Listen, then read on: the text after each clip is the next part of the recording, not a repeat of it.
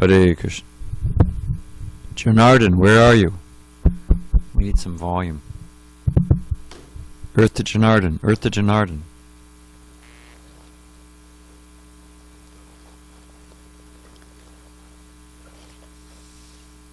You know, one of the most difficult things to do in the age of Kali is be steady. Just do the same thing. Do the same thing and carry on. It's very difficult to do in Kali Yuga. The people want to change and stop and start and go mental. Such is the nature of the age. I guess we're ready, huh? Almost.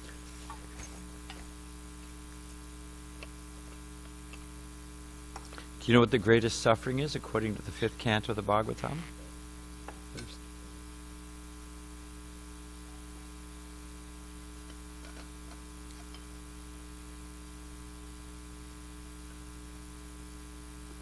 Even Bhishma Dev on the battlefield, he wanted water. But you know, what was the problem? They brought him water. What was the problem? Anyone know? Huh? He was on a bed of arrows, but there was another problem. He wanted Ganga Jal. And Arjuna could understand. Arjuna shot his arrows and brought up Ganga Jal.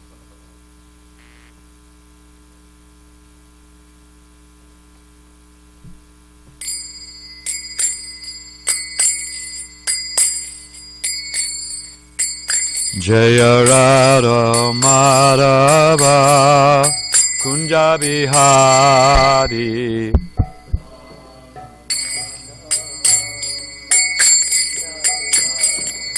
Jaya Radha Madhava Kunja Bihari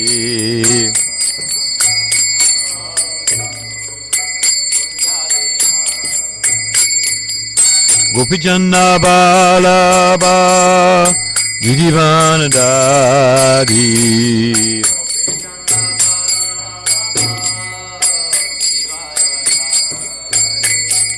Gopijana Balaba Gidivanadari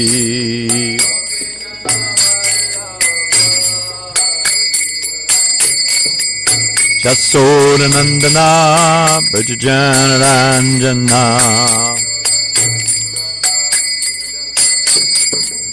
Jasoda Nandana Brajajana Ranjana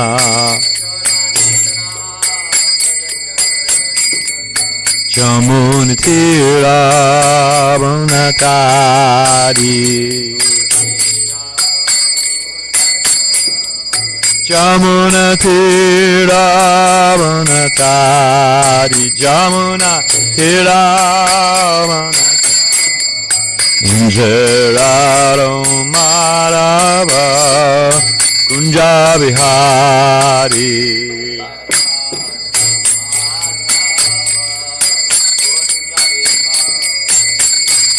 Gopijana Balaba Gidivanadari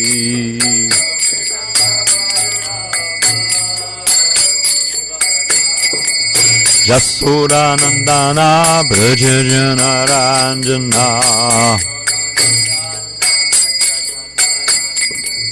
Chamunati Ravanatari Ravanatari Hare Krishna, Krishna Krishna, Hare Hare, Hare Rama, Rama Rama, Hare Hare.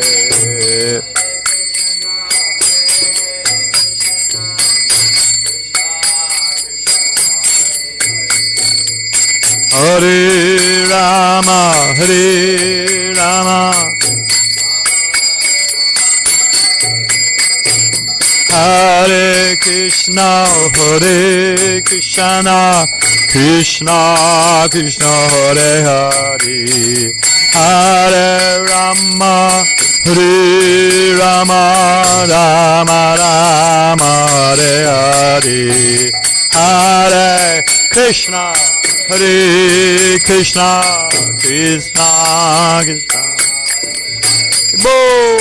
Hare Rama, Hare Rama, Rama Rama. Shararo Madhava Kunja Bihari.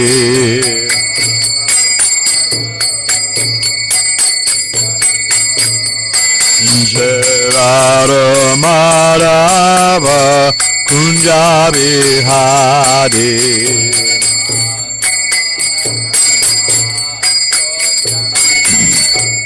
Jaya Radha Madhava Kunja Bihari. Radha Madhava Kunja Bihari. Jai Om Vishnupad Paramahansa Ki Vijayacharya Sita Deshisham His Divine Grace Abhay Charan Bhakti Vedanta Sai Maharaj Srila Prabhupada Ki. ISKCON BBT Founder Acharya Guru Srila Prabhupada Ki.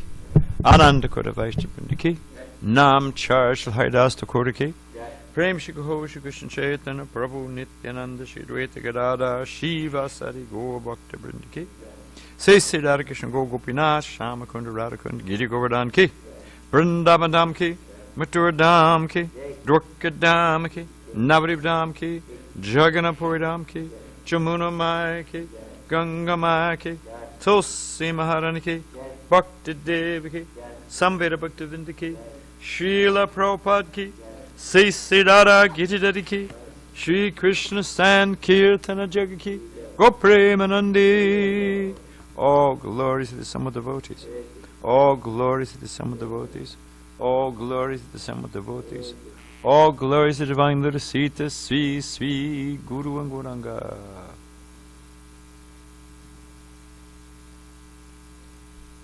We can open those doors. Let's open both of them.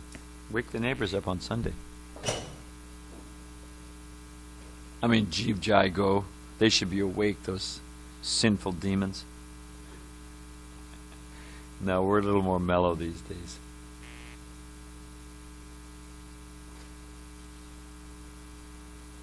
So we're on the fourth chapter, fourth canto, third chapter, text 1, right? Alrighty. Om Namo Bhagavate Vasudevaya. Om Namo Bhagavate Vasudevaya. Om Namo Bhagavate Vasudevaya.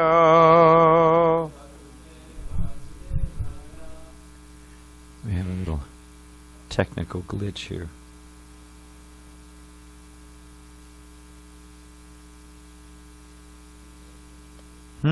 No. Just the weirdness of life.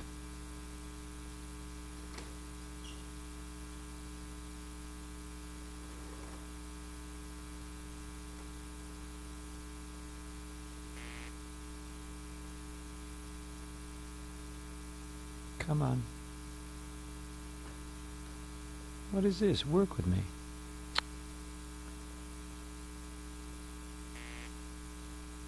Okay, I think we're all right.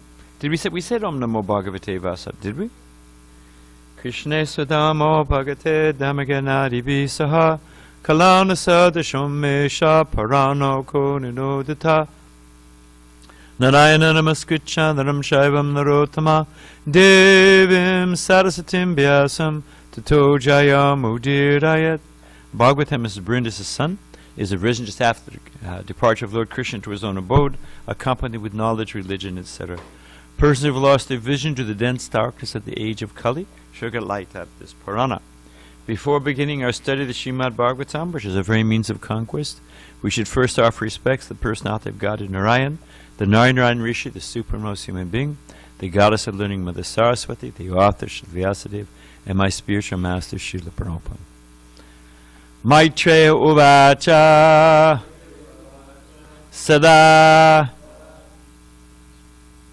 Vidvishator evam kalo vai driyamanayo jamatu fasurasyapi swasurdasyapi syapi sumahan atichakrame maitre uvacha sadavid visator evam kalovaidriyamanayo jamatu svasarasyapi sumahanati chakrame maitre uvacha sidavid vistator evam kalovaidriyamanayo jamatu svasarasyapi sumahanati chakrame maitre uvacha sadavid visator evam kalovaidriyamanayo jamatu svasarasyapi samahanati chakrame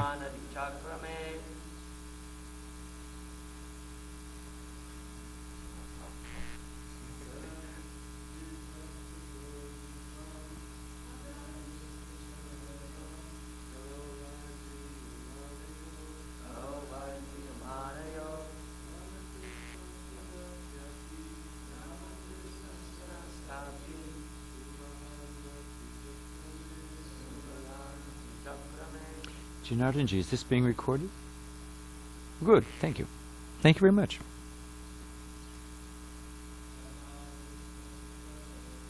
Sadavis visvator evam kalovaidriyamanayo jamatu svasarasyapi sumahanati chakrame Vaishnavi maitre uvacha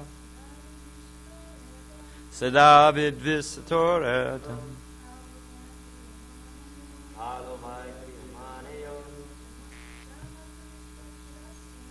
jamatu svasarasyapi sumahanati chakrame maitre uvacha. Maitreya said, we could turn this up a bit because I'm losing my voice. Yeah, I mean, we don't pay by the wattage, I don't think. Okay, where were we? Sada, constantly. Vidvisato, the tension. Evam, in this manner. Kala, time. Vai, certainly. Driyamanayo, continue to bear. Jamatu, of the son-in-law. Swasurasya, of the father-in-law. Thank you, Prabhu. Api,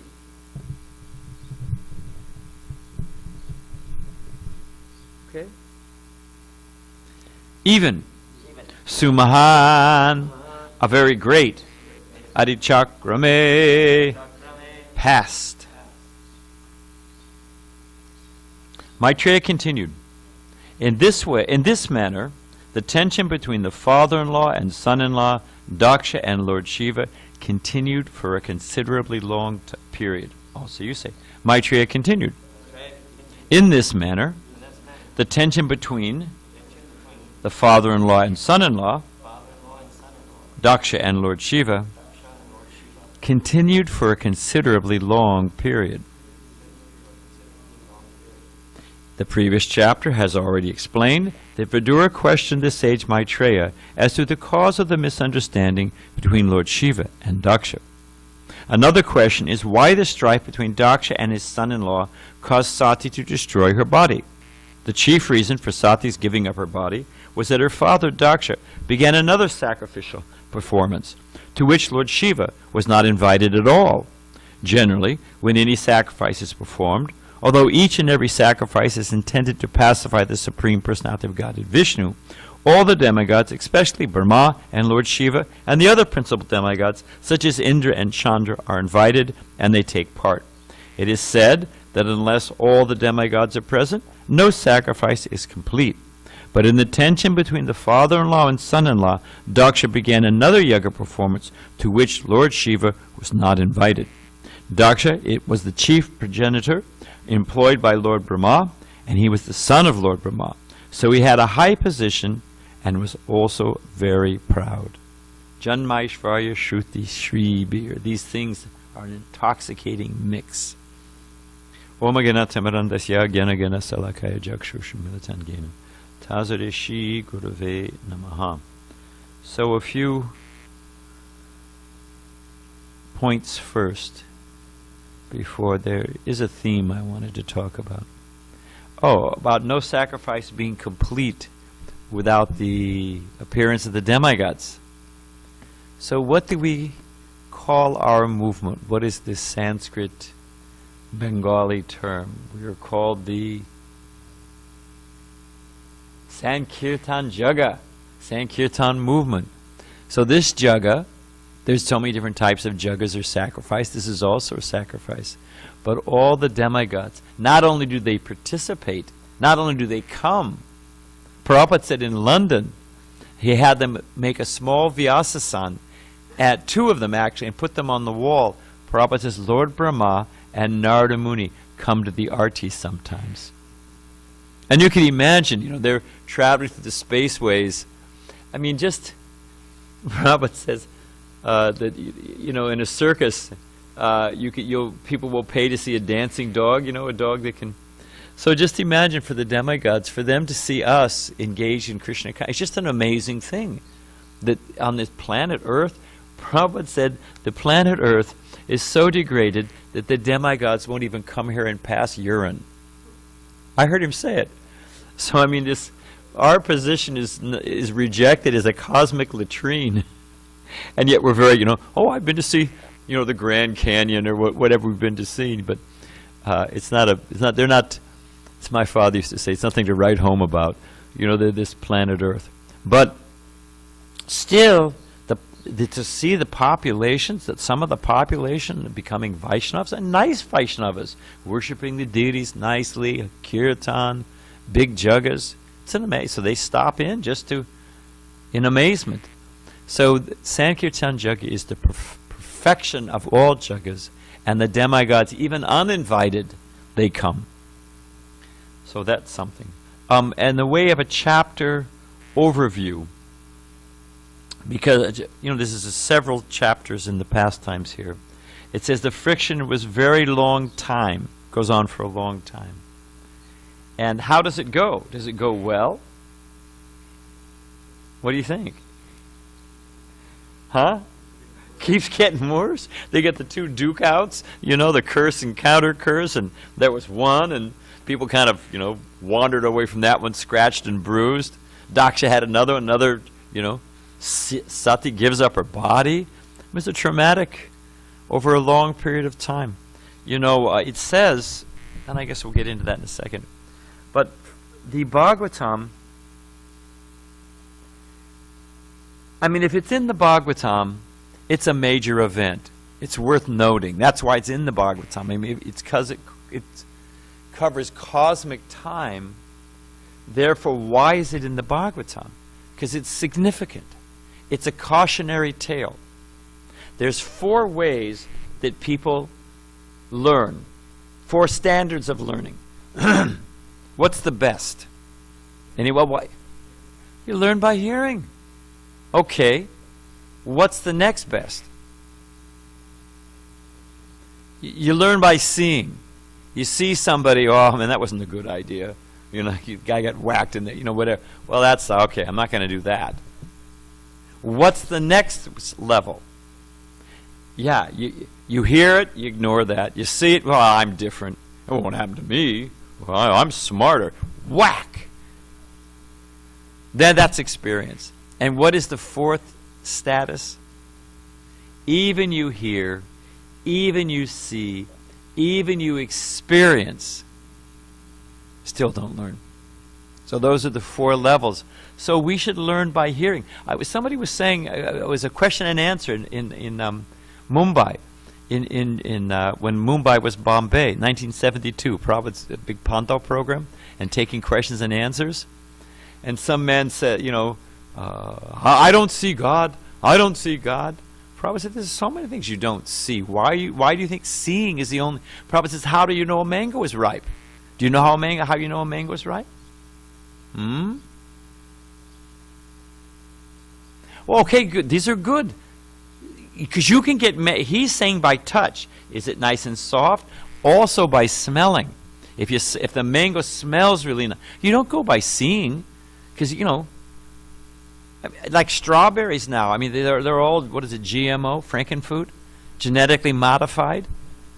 So they look red, but they have no taste. Tomatoes look red and juicy, but they're like hard as a rock inside. So seeing is not, even our common experience. Smelling sometimes, hearing. So of all the different pramanas or sources of evidence, best is hearing.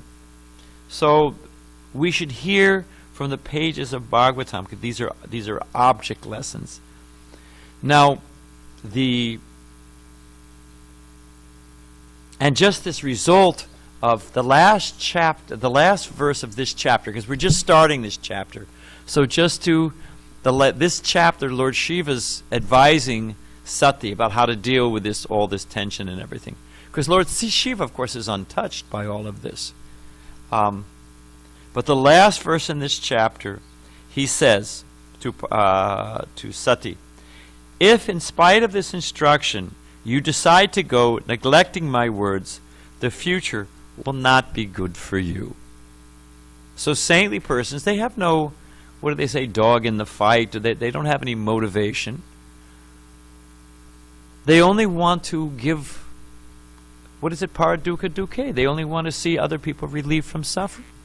So what is that? So he's saying, don't. But we know what happens. Sati goes anyway, and the whole thing blows up. So better we see. What is the Nike slogan? Just do it.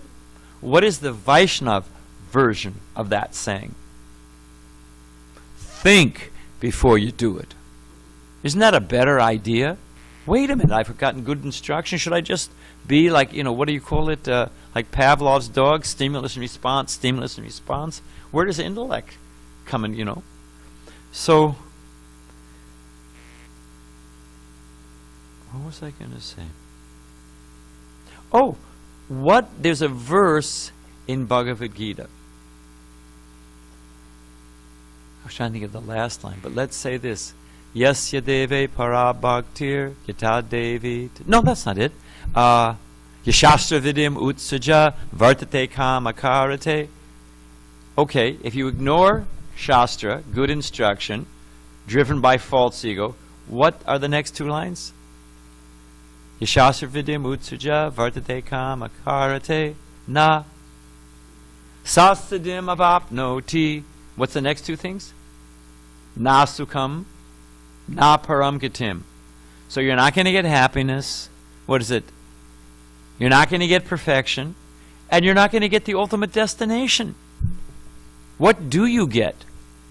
It's compared to husking an empty, when the kernel is already out and you're beating the husk.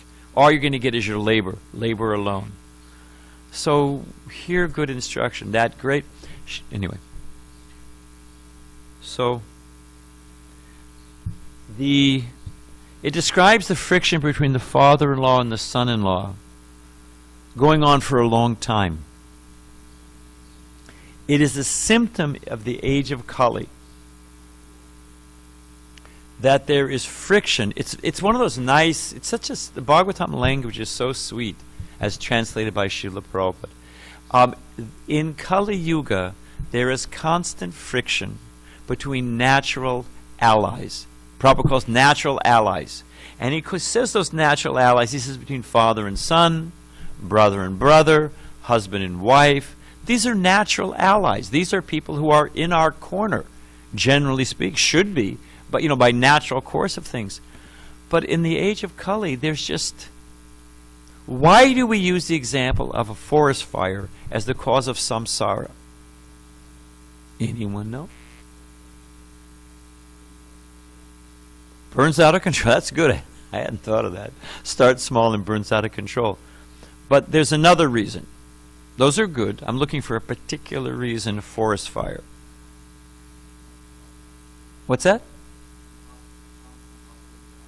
Almost. Actually, when they had these big forest fires, those ones that are burning thousands of acres up in the inaccessible mountains, all you can do is pray for rain.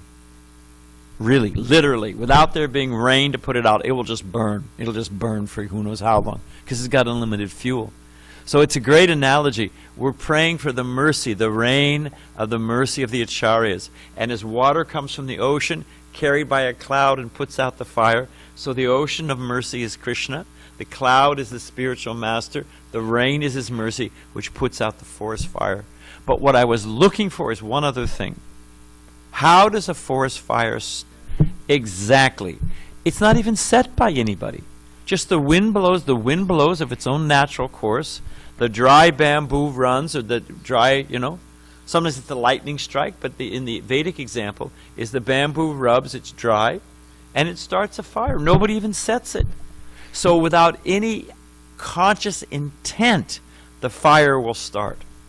So we should understand that there's going to be friction in the age of Kali between natural allies. And I'm speaking just to put a focus on the thing. There's going to be friction in the ashram. I mean, devotees, I was watching today, I was chanting japa. I don't want to embarrass him. But there was a nice, sweet exchange. There's so many sweet exchanges between Zach and Jamal. I don't know, he was going to say something and you were leaning back and he was coming close and then you guys kind of bumped. It was quick. But it was very sweet, just Vaishnav affection and respect. And we see it all the time. It's actually wonderful living with devotees when you think about it. I mean, my neighbors over here at the Diamond in the Rough, Diamond Coal Apartments, we should rename it, A lot of time and a lot of pressure. They may become diamonds, but right now they're diamonds in the rough in their state of coal. And who was I? God was, because they talk, and somehow they talk to me. And they're fighting. This neighbor's fighting with this neighbor. This neighbor doesn't want the window open because he doesn't like this one's cooking.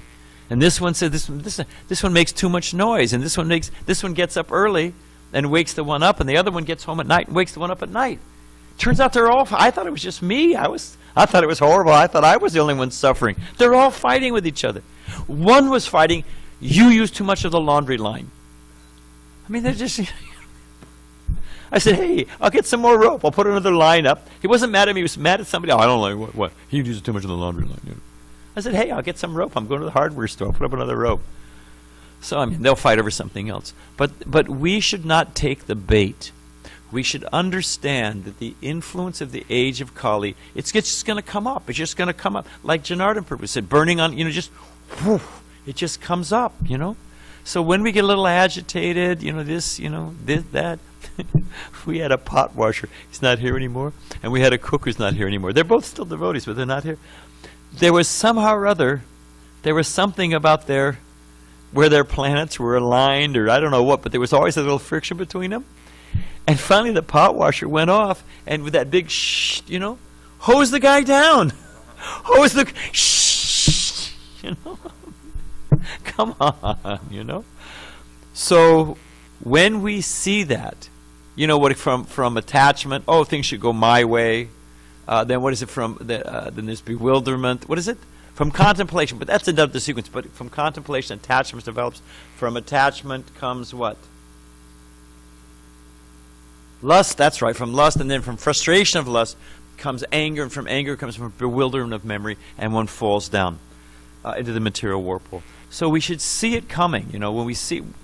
And if somebody ticks you off about something, they took the last burrito or, whatever it was, some major event in the grand scheme of things. if we just realize, wait a minute, this is the influence of Kali, and I'm not going to become a Kali, what is it called, a Kali Chela? You know, a clerk or slave or servant, you know, a yes man of the age of Kali. I'm not going to become a puppet of Kali. Wait a minute. I'm a Vaishnava. I'm a devotee. Trying to be. I'm not going to be a sucker again, once, twice, third time. How many times am I going to be a sucker? So if we understand these things happen, let me tolerate, between natural allies, and Vaishnavas, Bhaktas, devotees, we are natural allies. We need each other. Okay, in the 6 minutes remaining, I did want to say,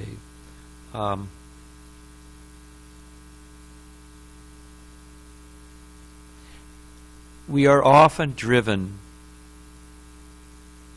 What is this nasty, in this pastime, did I note it here or did I skip it? Because I'm trying to pick up time. Anyway, there's a brew. Here it is. You know, like if you want to cook up a stew, what are the different ingredients of that stew? So if we look at this pastime, I'm going to say it because we don't have much time, but one of the elements, this does not go, ultimately it ends well, and that's what I want to talk about on this, whatever. But it doesn't look like it's going well. So Lord Brahma intervenes. You know, my father used to grab my brother by the collar, me by the collar, and just, hey, stop. Come on, wake up, So until Lord Brahma steps in, takes everybody to Lord Shiva, everybody apologizes, and the whole thing works out. But up until that point, it's just getting worse. Somebody said, it's just getting worse and worse and worse in this pastime. So what is the fuel that is propelling that? What's one of them? Huh? Envy, but dakshas, and you got a higher position. What's another thing? Pride. So we've got envy, we've got pride, we've got the bodily concept of life. Yeah, and that comes with it. I'm in Lord Shiva's party. Well, I'm in Daksha's party. I'm a Brahmin. Well, you're this, you're that. So this bodily concept, false ego, pride, envy, it's just a nasty stew that does not go well. Radhanath Maharaj was invited to speak at Oxford. It's one of my favorite events. And the debate was whether violence is ever justified. It's actually an interesting topic. Of course, we have shastras, so we know the answer. There's, if someone administers poison, attacks, steals the wife, whatever it is. There's reasons you can, plunders the. So, one of the, I don't have time, but one of them was Angela Davis, was one of the speakers. The other guy was he's a famous law professor. I actually read one of his books. He's a super smart guy. His name will come to me later on. David Rijimaj suggested it's all about ethics and morals. It's a really good book, actually, and so he was one of the speakers, and he's a real firebrand. He's a real, powerful speaker.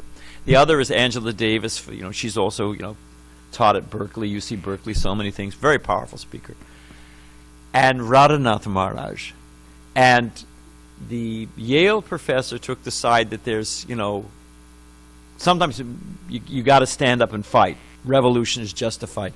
She took the other, and they went on it hammer and tong. And it was like, it was like a drama. It was like, back and forth, and this point and that point, Radhanath Maharaj was the last speaker. And Radhanath Maharaj said, it will never be, and they were equal. There was a draw. It was a draw. It was, the gallery was packed with all the, the students and professors and everything. It was a top ticket of the week. And Radhanath Maharaj said, as long as you look at issues on the material platform, you have to look from a different angle. You have to use a different measure. You are caught in a timeless cycle. Because they've gone into history and this, and it's always the same. It's always the same result, and you'll never solve it. He didn't say this, but what do they say one of the symptoms of insanity is? to do the same thing and expect a different result? He said you've got to have a different formula. You've got to have another angle. Otherwise you are caught in an endless cycle. And then he said, Trinadapi Sunichena. And he began to explain a Vaishnav's view and the heart of a Vaishnava and how it is the only resolution. And when he finished, the audience stood up and applauded. And I don't know about Angela Davis. It was safe. It was nice that she didn't, because he was a sannyasi. But the other guy, the firebrand, the Yale professor, his name is on the tip of my tongue, came over. I've got a picture of it. And he embraced. He said, hey, he's a black guy, you know. So he used to speak. He would, like a southern preacher, powerful preacher. He came over and embraced and said, hallelujah, brother, and embraced Radhanath Maharaj, you know. So the Vaishnav point of view, Trinadapi Sunich, it's the only alternative. What did Srila Bhaktivinoda Thakur calls humble persuasion? Where did when Chaitanya Mahaprabhu met the Prakasananda Saraswati Thakur at I don't talk about Prakasanandi Saraswati, yeah, if I got that right, at Banaras, the head of all the impersonal Brahmins. Where did Chaitanya Mahaprabhu sit? Where they keep the shoes. Of course, what did Chaitanya Mahaprabhu also do? Sublime sense of humor. They're all mad after the Brahma Jyoti. He began manifesting his beautiful Brahman. Because, you know, he's the resting place of the Brahman. So they were a little attracted to his Brahma Jyoti. But I wanted to tell a Radhanath another story. You know, there's a saying from Gandhi. I mean, Prabhupada said we can quote Gandhi sometimes. You can take a good lesson even from a fool. Like gold from an unclean place. Gandhi said, you know, this, what is it in the Bible? An eye for an eye and a tooth for a tooth? You can say it. All right. What if the principle is, because that's justice in the Old Testament, an eye for an eye and a tooth for a tooth. What does an eye for an eye and a tooth for a tooth leave the population of the world? Blind and toothless. That's what you get with an eye for an eye and a tooth for a tooth. Blind and toothless. So, what was I going to say? So Prabhupada gives an example of everybody loses. Everybody loses. By pride and anger and envy, everybody loses. And if you take a humble position, if nothing else, you get Krishna's mercy. So, there were two men who got in an argument over whether to use a scissors or a knife. They were by a river. This is a short version, Prabhupada's story. Finally, the knife advocate was a big lout, lummox. They still say lummox? It's a good word. Big lout, big lummox. He grabbed the little scissors advocate. He's holding him under the water. Blub, blub, blub, blub. He's going down for the third time. What did the little scissors advocate do? Puts his fingers, you know. I mean, talk about just die hard, literally die hard. So, you know, if we just give it up, it makes life so much easier. So the story I wanted to tell, and we'll end there, is the epic battle. And you find bits of it throughout the different Puranas. It may be summarized in the Mahabharata, I don't know. But it's the story, the fight between Vashishta and Vishwamrita. Now, Vishwamrita was a powerful king. And he went out in the forest one day with all of his army. Maybe he was going out on campaign, I don't know where. But they came across the ashram of Vishishta Muni, a Brahmin, living peacefully in the forest. Nice little ashram. Oh, what the hey. When we were on a morning walk in Chicago with Srila Prabhupada,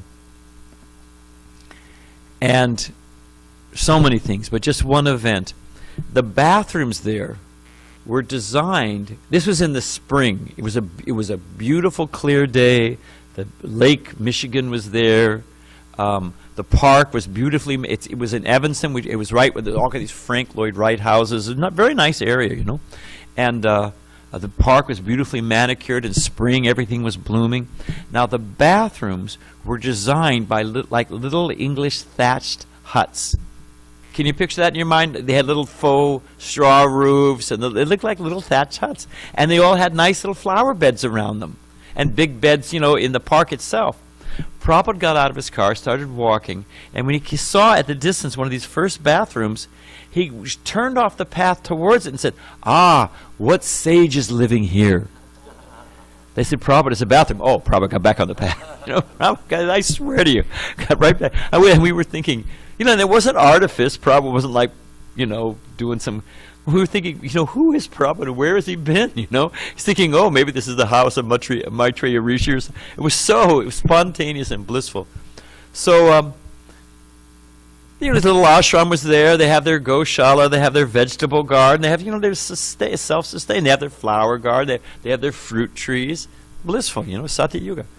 So, Vishwamitra stopped. Yes, the king stopped with his army. And Vaisheshta said, please, the king offered all respects to the king. You're coming past my hermit. Please stop, bathe in the river, and when you come back, we'll feed you. My brahmacharis, my disciples, will feed you a nice meal, please. So they went, they bathed the king and his soldiers and ministers. They went and bathed, came back, and there was an amazing feast. And they were thinking, how in half an hour did this, and where did they get all the ingredients? And there's only, dozen brahmachari disciples. How did that happen? So they asked, and turns out that Vaishishta Muni had a kamadhenu. He had a cow that could produce anything, just on will. It was a desire tree cow. So Vishishta Muni Vishwamitra said, I'm the king, give it to me. I don't have one of these, give it to me. And Vashishta didn't want to give it. The cow, he was helping him with this. He said, how will I do all this? Is where I get all my ingredients for my juggas, so I get all my ghee and all my, everything, and I can't. And the cow didn't want to go. He captured him, and the cow didn't want to go. The king started to take him anyway by force. And at that point, the cow, understanding what was happening, emanated all this. I forget exactly what happened, but their weapons became red hot, and their hair caught on fire, just, whatever, So they fled.